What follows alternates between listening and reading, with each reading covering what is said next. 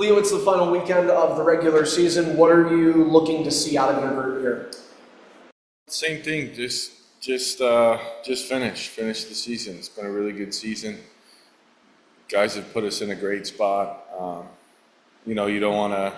Every time you put on a jersey, you got an opportunity to represent yourself, the organization, and you want to make sure you play hard and compete. And I think the guys have done a great, especially last game, even the Laval game. So it's just about finishing. And I think that it's an exciting time of the year. Guys are really excited. I just don't want to. You want to end on a good note. Whether we win or lose, you just want to play the right way and get ready for next week. Impressed with your team on Wednesday, especially the bodies that you guys were missing. I think you had over 100 points out of your lineup. To be honest, not really. We've been doing it all season. I don't expect anything different from whether we have guys in the lineup or not. You just got to play, and you got to play the way we describe Amherst hockey, and we're fast and we play fearless. And you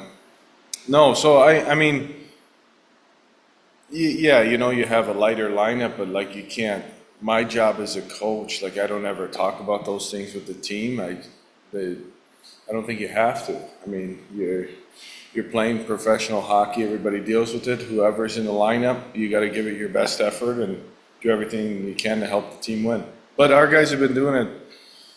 There's times we went to Laval this earlier in the season. I think it was game 7 or 8. They had a full lineup. We didn't have a lot of guys out of the lineup. We won 2-1 in overtime.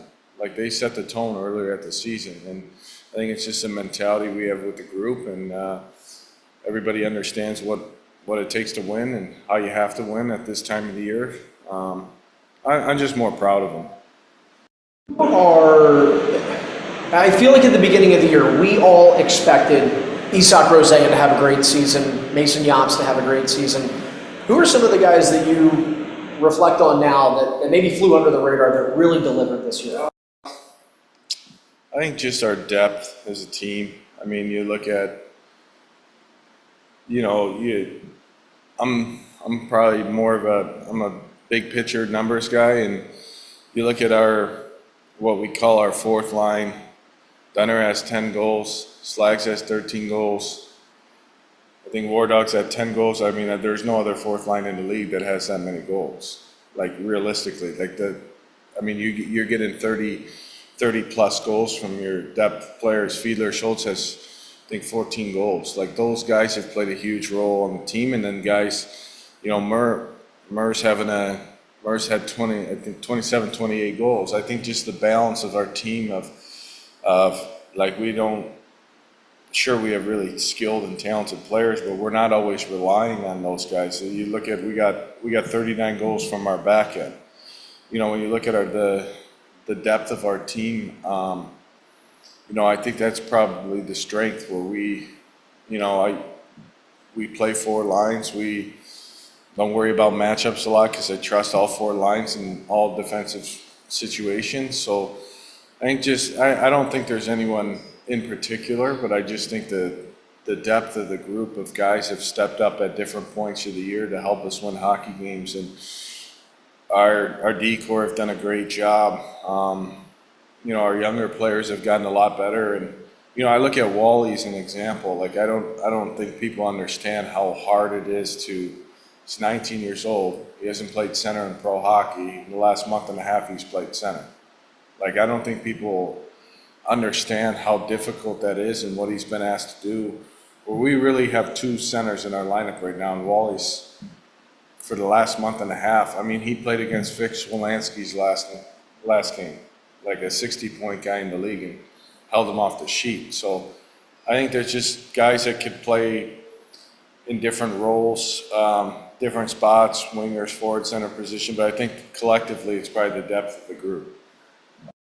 This weekend you're playing a Toronto Marlies team that, depending on what happens, you could turn around and be back against them in the playoffs. What do you see as a threat for them?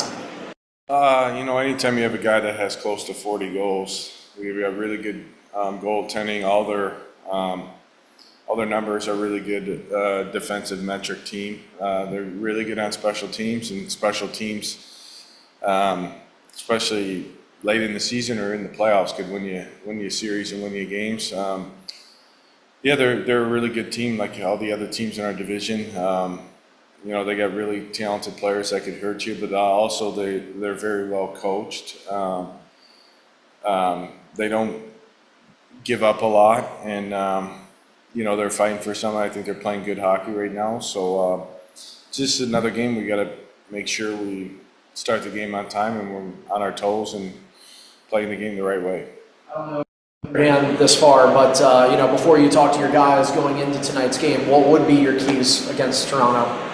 I think it's just about like we talked a lot about playing winning hockey and managing the game, making sure we're not giving up easy offense, that we're really, you know, making them go 200 feet, that we're doing a really good job coming back in our zone and taking away time and space, and we're protecting our net.